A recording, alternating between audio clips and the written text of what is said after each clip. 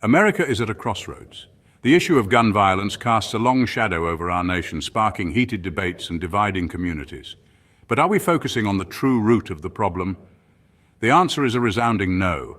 America's problem isn't guns themselves, but rather a cultural shift that has eroded our traditional values and replaced them with fear and misunderstanding.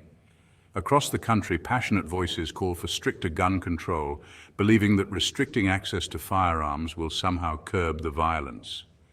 However, this approach misses the mark entirely. It's like blaming the hammer for a collapsing house, ignoring the faulty foundation beneath. The real culprit lies in the unraveling of our social fabric.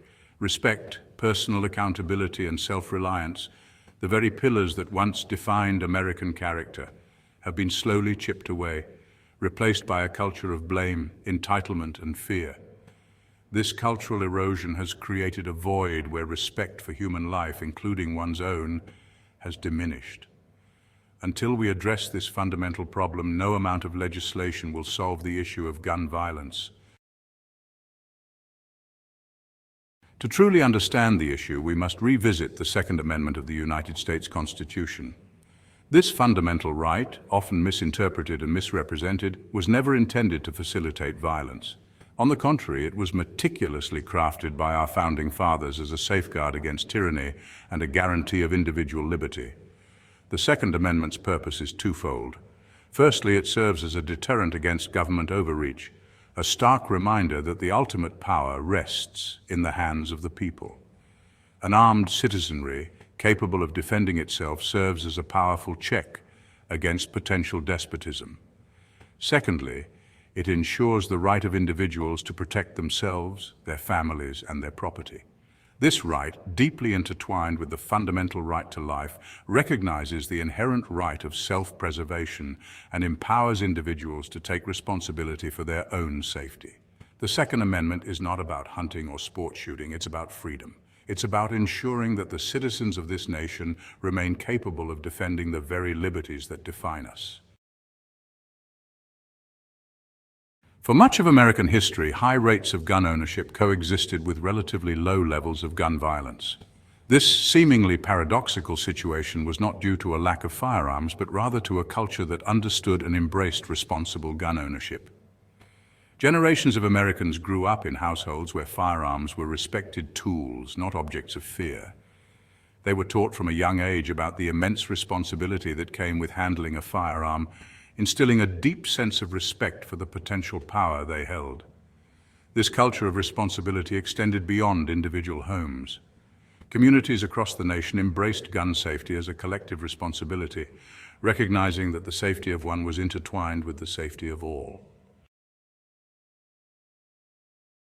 Today, the narrative surrounding gun violence often focuses heavily on homicides, painting a picture of a society overrun by gun-wielding criminals. However, this narrative ignores a crucial and often overlooked aspect of the issue: self-deletions.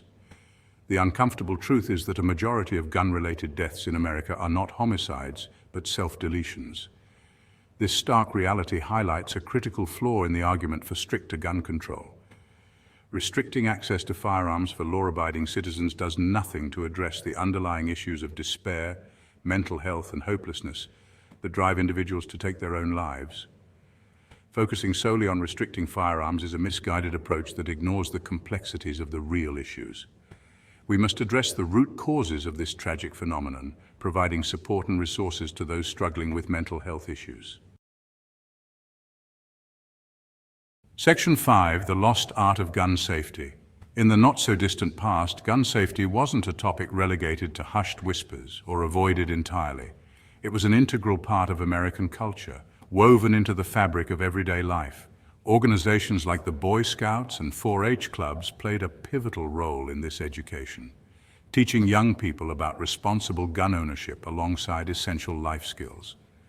These programs understood that knowledge is power, and that demystifying firearms was crucial to fostering a culture of safety and responsibility. They taught young people about the mechanics of firearms, the importance of safe storage, and the fundamentals of marksmanship. It was taught in schools, churches, and community centers all over the country. This approach, far from promoting violence, instilled a healthy respect for firearms and their potential for harm. It empowered young people to make informed decisions and instilled a sense of responsibility that extended far beyond the shooting range. Section 6. Rebuilding the foundations of respect. The solution to gun violence doesn't lie in legislation or restrictions. It lies in rediscovering the values that once defined our nation: respect, responsibility, and personal accountability. We must move away from a culture of blame and fear and toward a society that values human life, both our own and that of others. This begins with fostering respect for ourselves, for our communities, and for the sanctity of life itself. Personal accountability must be paramount. We must move away from the notion that someone else is always to blame and instill a sense of ownership over our actions and their consequences. This cultural shift won't be easy.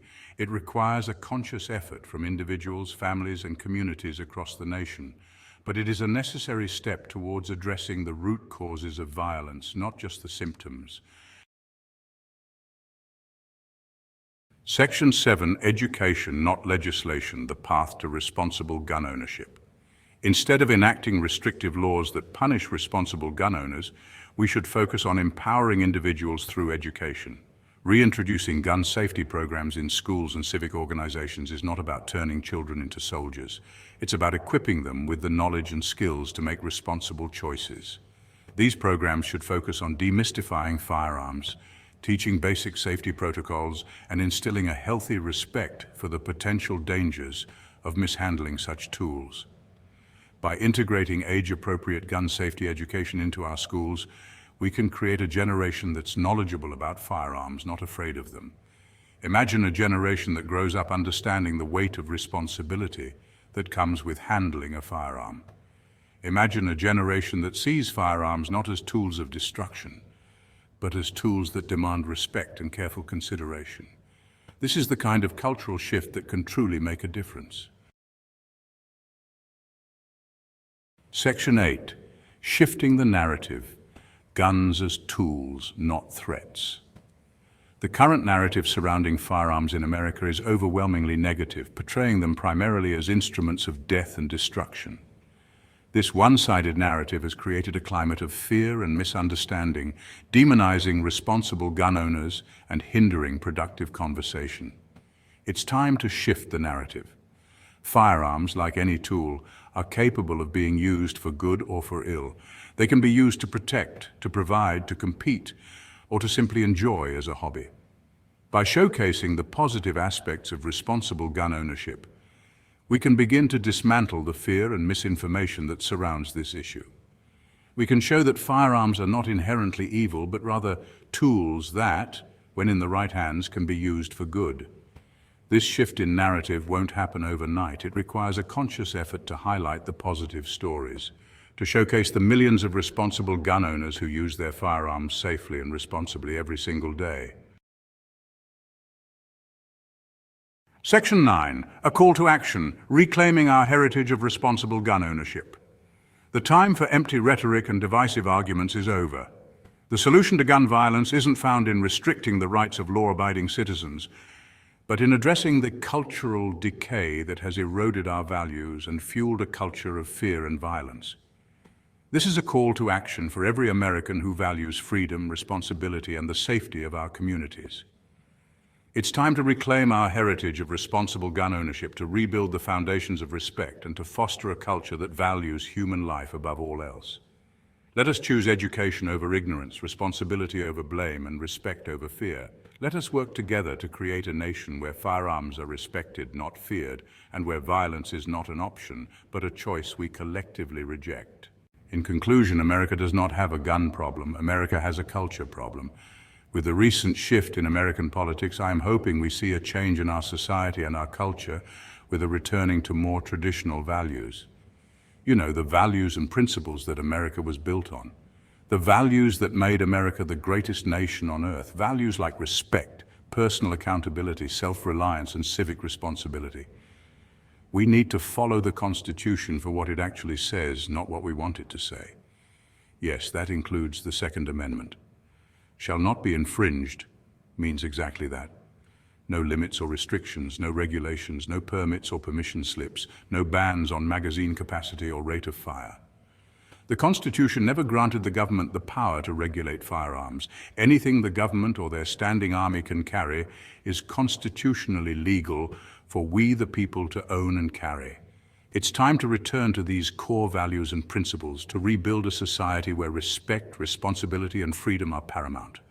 Let's work together to create a nation where firearms are respected, not feared, and where violence is not an option but a choice we collectively reject. Let us choose education over ignorance, responsibility over blame, and respect over fear. Let us reclaim our heritage of responsible gun ownership and foster a culture that values human life above all else. Together we can build a safer, more respectful, and truly free America. Stay frosty, my friends. Keep your head down and your powder dry.